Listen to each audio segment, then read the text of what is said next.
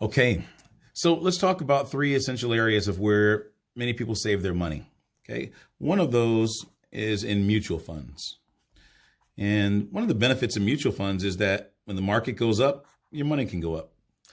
Downside is when the market goes down, your money can go down as well.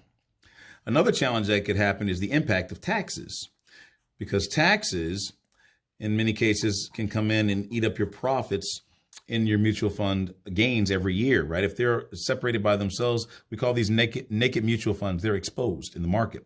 So what people do is they then put those into tax shelters. One of those tax shelters could be a traditional IRA. So now what happens is we put those mutual funds and park them inside of the IRA, and taxes can't penetrate that during the accumulation while it's growing. Okay. You've seen probably a lot of people have done 401k rollovers, right? And they roll over their 401k and put them inside of an IRA, right? You can put cash inside of an IRA. You can put a checking account. You can put stocks, right? There's a myriad of things that you can utilize. The benefit though, is this is a can, right? Let's call it a can with a lid. You open the lid, put whatever you want inside the can, close the lid, and now it protects it from taxes while it's growing. So we'll call that is actually what's called tax deferred growth. So while the money is growing, it's growing tax deferred. Okay. The second aspect is we actually have some money that's really earmarked just for retirement purposes, which is awesome.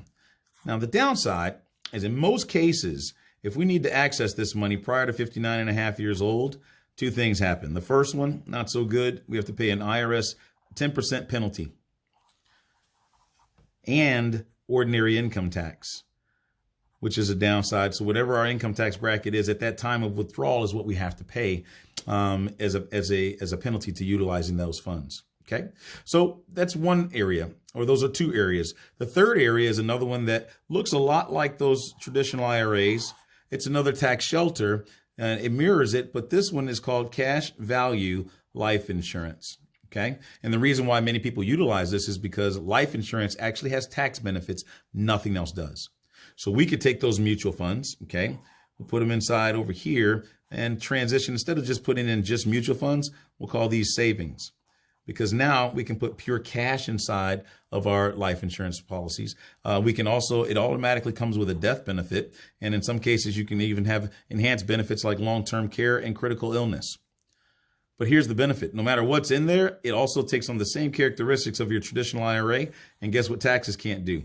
Can't penetrate that either. And so just like the IRA over here, that money is growing at a tax deferred rate, right? Which is a beautiful thing. On the other side, however, when you get ready to access that money, you get to access it and pull it out 100% tax free. It's incredible. You can use it to supplement retirement. Right. In addition to, it could be another feature utilization for retirement. You can access this money and use it for college education for our children, right, to offset their expenses. We can use it for travel. OK, we can use it for future investments if we want to. We can use it for emergency funds down the road. There's no penalties and no age restrictions. There's so many different options that people have, but the reality is that no matter what the option is, it's always at the owner's control and at their discretion. And so this is just one of the best strategies and features, which gives you a lot more control, but a lot more flexibility in how to save money, and then most importantly, how to access it during the distribution time. And let me show you an example of what this actually looks like and how it actually works. So in this example, let's say you come to us and say, listen, I've got $200 a month that I'd like to save, but out of that $200 of discretionary income, I need to make sure that I've got life insurance to protect my family and take care of those things. And I don't plan on dying anytime soon. So whatever's left after the cost and upkeep of the insurance, put it into a savings account that I can use whenever I need to. Okay. So let's say that $200 a month comes over here, and that is going to be determined, and that's your target, by the way. And that's determined by the insurance companies, whichever one we choose to use. And for the example purposes, though, hypothetically, when they receive that deposit, it goes into 3 buckets. Okay. One bucket's pretty small. One's rather large. And then you've got one that's kind of right in the middle. The first one is called premium expense. For best explanation, that's when they receive your deposits, they're going to process it. And so hypothetically, in this example, let's say they're going to use $7 for that.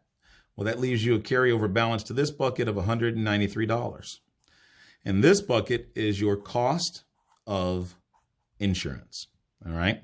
And let's say that this is for $250,000 of insurance, just in case, right? We know we're going to need it at some point. We just have no idea when. So that death benefit sits here. It also comes in addition to that $250,000 for death benefit, an equal amount of $250,000 over here to be utilized if need be for long-term care. All right. Now, these benefits are guaranteed to be there no matter how old you get or how sick you become. It never goes away. So the upkeep for that's a little stronger. Let's say that's $50. Well, that leaves you a carryover balance now over here of $143 to the last bucket, which is your monthly admin. Most companies in the industry are average, let's say $10 a month. And that's for processing your paperwork, accessing your account online, and so forth. That's about average. But what ends up happening, the bucket you care about the most is over here. And that's where the term cash value comes into play. And every month in this example, you're saving $133. But here's the kicker. Everything that we can put in this account from day one is 100% tax-free. It's pretty awesome. Now, we obviously want this money to grow. It has a guaranteed growth rate.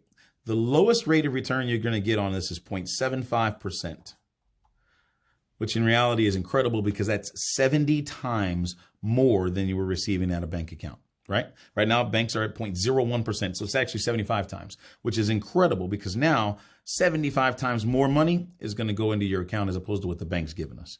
That's on the low end, but on the high end, it can go as high as 15%. Which is pretty strong. And here's how it works.